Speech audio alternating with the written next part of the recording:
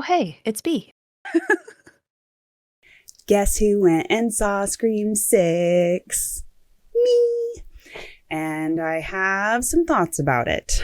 So obviously there will be all of the spoilers in this, from the little things to the big reveal. I'm going to be saying names and talking about things. I don't want to ruin it for you, so here's your chance. If you don't want to know, love ya, but get out of here. Give you a minute. Are you gone yet? Are you gone? Don't get mad at me. Don't do it. I don't want to ruin things for you, but I also want to talk about this stuff. So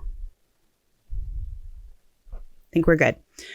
All right. So now that we've got that out of the way, I do have some notes because I cannot possibly keep all this stuff in my head. Human, right here. So I'm going to first start off with the things that I really liked about this one. First and foremost, the intro. The intro is always important. It sets the tone for the whole movie, right? And we all know that with Scream movies, it has to start out with a bang. And I thought they did a really good job. Because you always expect the phone call and somebody wandering somewhere and then the stabby stab and then, that's exactly how it works. That's exactly how it's screenwritten. Stabby stab. But I loved that they used the copycat. And I loved that they made him take off his mask. Because you go, okay, well, obviously, this isn't like the actual killer in the movie. But then I had the thought, maybe it is. Maybe this is like a weird twist thing. Don't know. But in any case, I thought they did a really good job with that. I thought it was creative and well done. The gore. I thought the gore was great. They really amped it up with their kill scenes and just in general. The intensity of the kills, I thought, really was done really well.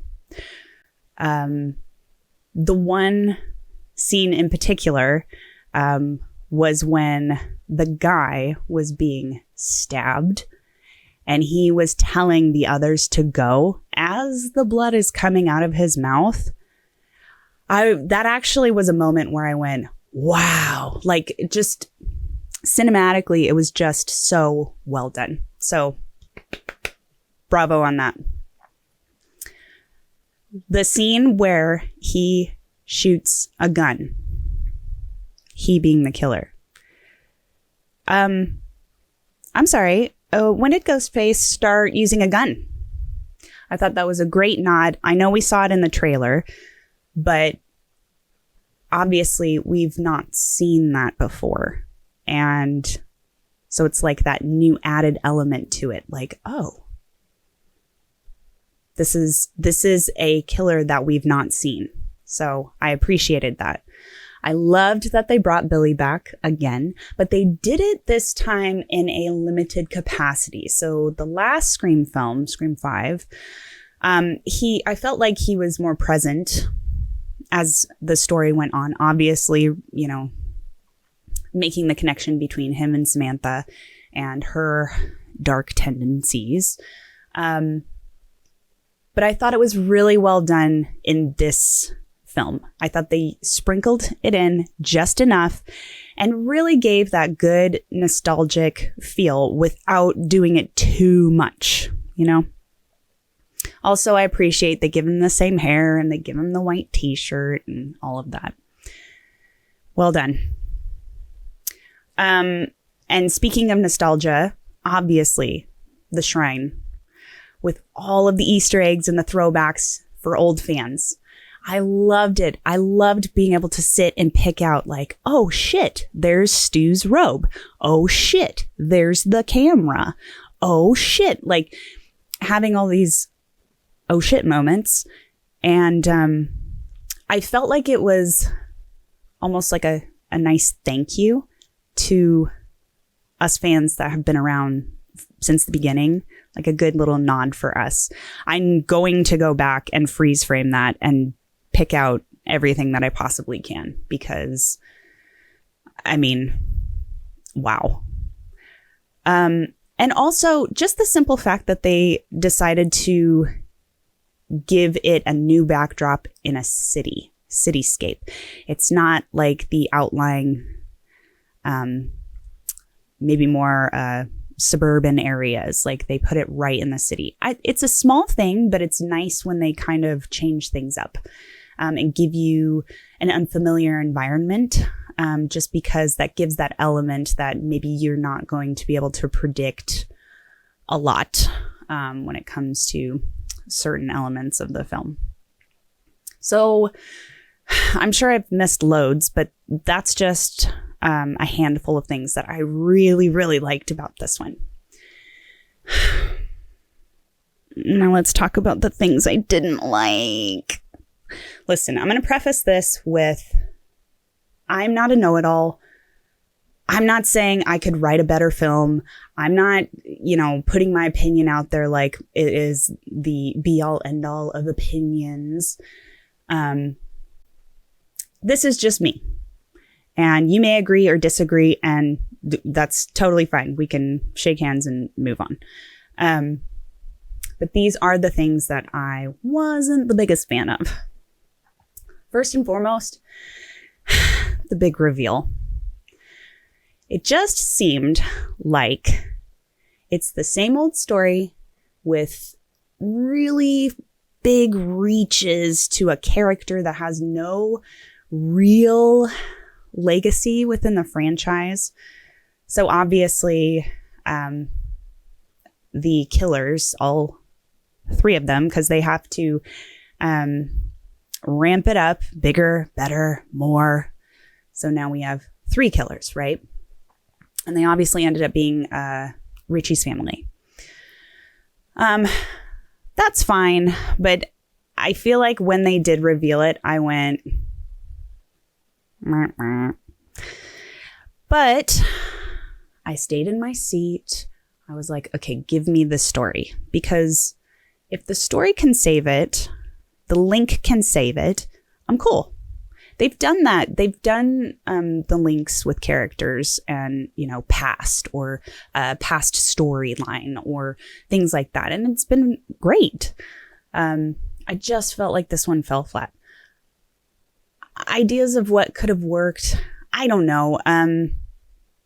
Sydney has kids.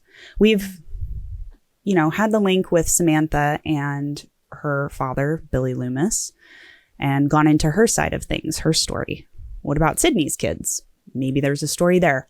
I don't know. But I think it's worth looking into. Also, as an aside with mentioning Sydney, I know that Neve Campbell and they couldn't come up with an agreement for her to be in the film. And she was like, that's cool. Wish him well. Da-da-da. And that was publicized and commented on. And it made me think, wouldn't it be cool if they did that, but then actually brought her back? Or any character, any legacy character, I guess.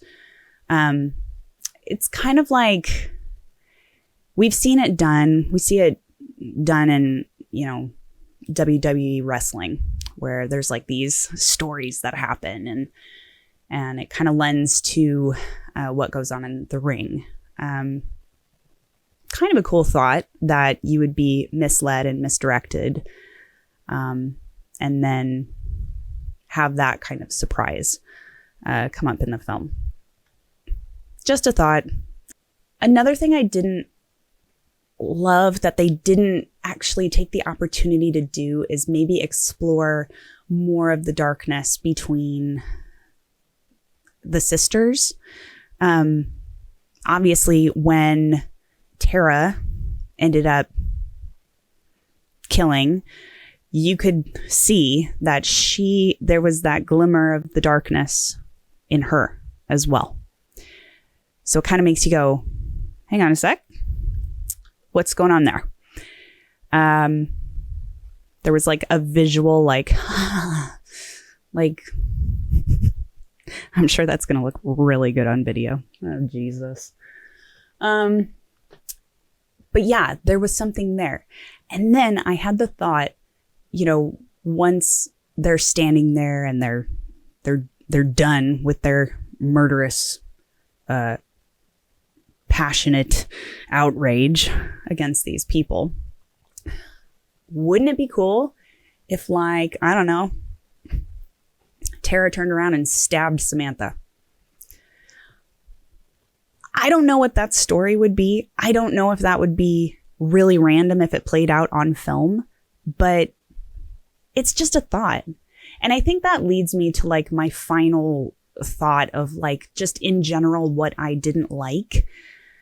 I just miss the shock and the twists. I'm not looking for like M. Night Shyamalan shit. I do miss that, especially from like the first film and even the second film and kind of sprinkled throughout the franchise. I do miss that. And I know that it's harder to come by nowadays because literally what hasn't been done. Everything's been done. But I feel like there's always room for creativity. And I really think that if they took the time and really did a good job with story development, they could come up with something just brilliant. I just think that it kind of fell short this time. So to sum everything up, I feel like this movie was made for two audiences, the legacy fans and new horror fans. I think what happened with this one is it was made more for new fans, new generation, in mind as the primary audience. And it kind of left us old legacy fans wanting more.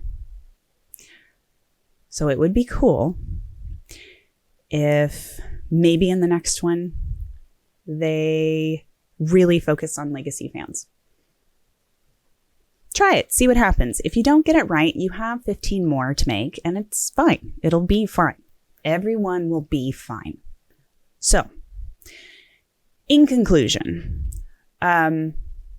overall, I really did like this movie. Would I pay to go see it again? Sure, absolutely. Will I go and pay to see the next 18 Screams that come out? Absolutely, because I'm a fan of this franchise and I'm always rooting for it. That's the thing, as horror fans, I feel like, you know, we're not going to love everything about every horror movie. In fact, there may be some of us that passionately hate certain things about certain horror films. But I think that comes with being a fan. You get to have an opinion, and we are rooting for the genre so much that we want it to succeed. And then when it kind of falls short, we get frustrated. That's part of being a fan.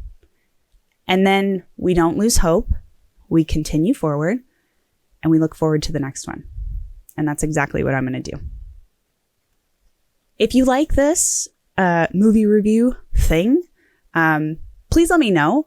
I would love to do more, but, and of course, if you have comments, if you agree with what I say, if you disagree with what I say, if you have extra thoughts, let me know.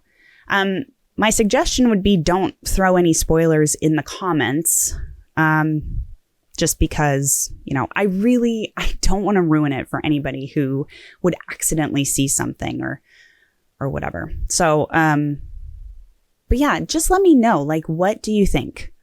I'm curious. This is meant to be a discussion, not just me going, I know everything and I'm going to tell you what to do. Little whippersnappers. I'm dumb. Anyways, hope you enjoyed this. And until next time, have a wonderful rest of your day. Okay, thanks. Bye.